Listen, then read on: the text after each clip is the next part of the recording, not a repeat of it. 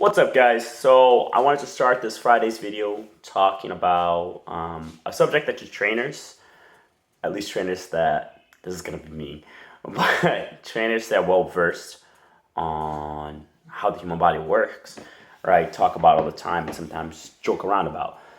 Because you hear a lot of people throwing out the terminology for calorie deficit out there, right? Thinking of how does someone lose weight? And they're like, calorie deficit. And I bring that up slightly jokingly because, of course, normal verse trainers don't fully understand how to explain this to clients or to people in terms of how do you get in a calorie deficit, okay? So that's the first thing I wanted to mention. It's funny because my buddy Alan sent me this funny video the other day on TikTok, and this guy was just like making fun of the fact that that gets thrown around over and over and over and over again, but no one elaborates on like how to get there. Okay, so the first thing I wanted to touch upon was understanding that 1 pound of fat has 3,500 calories. Okay, how you go about breaking that down is up to you, and that's whether it's on a day-to-day basis, on a week-to-week basis, every 9 days, or so on and so forth. It doesn't mean you have to burn 3,500 calories in one sitting, and you shouldn't. That's insane. That's not the way to lose weight. It means that you want to break it down with a proper regimen, and between your nutrition, the amount of sleep that you're getting, to make sure your hormones are intact so that you continue to burn the same amount of calories every day through your basal metabolic rate, which I'll go over in another video. And that the type of exercise that you're doing is burning the right amount of calories in the right places. Okay, so think about it like that. You have 3,500 calories.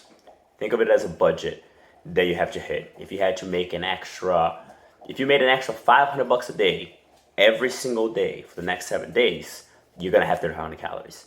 That's how you want to work towards a caloric deficit, right? You can do it through taking a couple calories out of your nutrition on a day-to-day basis, and you can do it through increasing your cardiovascular work or increasing your strength training, however you want to go about it.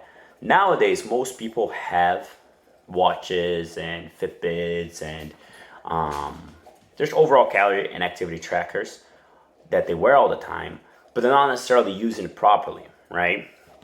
And if you want to learn about how to get those 500 calories, or if you just want to burn 500 calories, you can do it through exercise. I just don't want people to become obsessively thinking like, oh, I have to burn my 500 calories. Oh, I have to burn my 500 calories. Oh, I can't eat until I burn my 500 calories. Because then you build an unhealthy habit and an unhealthy relationship with both exercise and with nutrition. That's not what I want, okay? Typically speaking, when my clients first start out, what I tell them is they start learning about it is if your goal is weight loss and you're actually a good candidate for weight loss, right? Because sometimes they think the goal is weight loss, but it's really more so muscle building, and they naturally will improve their overall body composition by doing a mix of metabolic work and strength training. Once again, I'll talk more about that another time.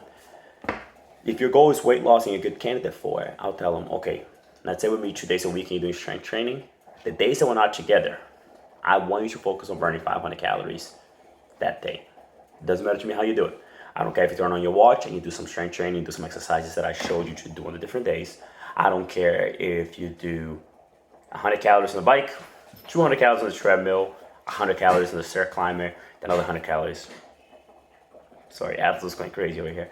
And then another 100 calories walking, right? The goal is that you burn 500 calories. Okay, how you break it down, it's up to you. I prefer most people do some sort of strength training, some sort of cardio together. You need a mix of both for your overall health. But you don't have to necessarily do only one style or only the other style or a mixed blend. You can pick and choose a little bit.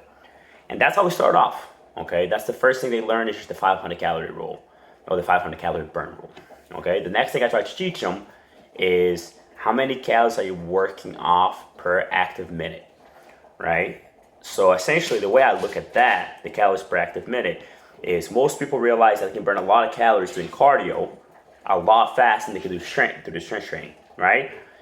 The thing with that is you're burning a lot of calories while you're doing that cardio, and maybe for the next couple of hours because your body's still adjusting to the loss of oxygen from the stress that it needs so much more oxygen to move while they're doing cardiovascular work.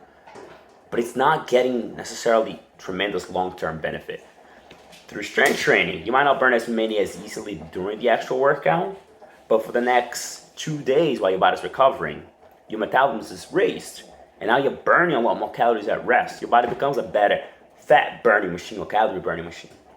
All right, so those are the first principles about calorie deficit, right? You have to understand that there's 3,500 calories in a pound of fat. You have to understand that there's different ways for you to get those 3,500 calories, whether it's through 9 days or 6 days or 7 days, or, 5 days on, 2 days off, whatever it is, you can get there. And you have to understand that the calories that you're putting into your body are important, but also the quality of those calories, the amount of protein, the amount of carbs, the amount of fats, the amount of micronutrients are just as important. If you're not getting enough vitamins, if you're not getting enough carbs, if you're not getting enough protein, your body's not going to function. Okay? Food is fuel, so you need to make sure that you're getting enough of that fuel to perform in your workouts. If you're walking into the gym and you're tired, you're probably overdoing it somewhere, whether it's on the training side, on the lack of sleep side, or on the caloric side. You're not getting enough calories in. Okay, so it gets very vastly complicated, but I wanted you guys to understand these basic principles before we dive into it deeper. Okay, just remember 3,500 calories. Focus on burning between 300 to 500 calories at a time per training session, and focus on not over consuming on calories either, and how you choose those calories should be just as important. Okay, big things that could be good for you. If you do all those things right, you're already on the right path. Okay, don't deprive yourself. Don't take care of your body and of your mind and of your mental state just because you want to lose weight. There's a right way to do it, to lose it and to keep it off and to stay healthy without having to do extreme dieting or extreme training methods. Okay? All right, that's the video for this week. I hope you guys are doing awesome. Please comment down below. Please give this a like. Let me know if you have any questions. I'm going to go a little bit more in depth next week because this is a complicated area, but it's something that the majority of the people that get into the fitness industry or into working out in general are concerned about and want to learn more about. Okay? Have a wonderful week, guys. Thank you.